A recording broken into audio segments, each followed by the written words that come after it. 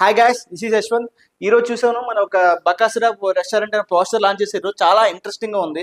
So దీంట్లో elements చూస్తుంటే నాకు కొంచెం ఒక హర్రర్, ఒక థ్రిల్లర్ ఎలిమెంట్స్ అయితే కనబడుతున్నాయి. దీంట్లో చూడండి, మొత్తం ఫుడ్ సంబంధించిన మాత్రం ఉంది. హోటల్ సొంతం గ్రూప్ ఆఫ్ ఫ్రెండ్స్ మాత్రం కష్టపడి ఏదో హోటల్ పెట్టుకున్నారు. సో ప్రవీణ్ అయితే లీడ్ రోడ్ కనబడుతున్నాడు. సో కష్టపడి వండుతున్నారు. ఎంతకంటే వాళ్ళు కష్టపడి ఉండడం కదా, భయపడి వండుతున్నారు అనమాట. ఆ ఫేస్ చూసారనుకోండి, ఎంత కంగారుగా ఏదో ఒక భయంగా చేస్తున్నట్టు ఉంది. మొత్తం ఈ పోస్టర్ చూస్తుంటే ఇక్కడ చూడండి, ఇక్కడ వైభహర్ష చూస్తుంటే ఒక హర్రర్లా కనబడుతున్నాడు. ఆయన ఒక బకాసులా కనబడుతున్నాడు. బకాసు అంటే తిండిపోతున్నమాట. అంటే ఫుడ్ అంటే బాగా ఇష్టం కదా. సో ఆయనకు ఇష్టమైనది బిర్యానీ అనమాట. బిర్యానీ కోసం బిర్యానీ వండి పెడుతున్నారు ఆయన కోసం. ఫ్రెండ్స్ అందరూ కష్టపడి ఆయన కోసం వండుతున్నారు. సో ఫుడ్ అంటే ఆత్మ అంటే ఆయన తినలేరు కదా. సో ఆయనకంటే ఒక బాడీ అయితే కావాలి.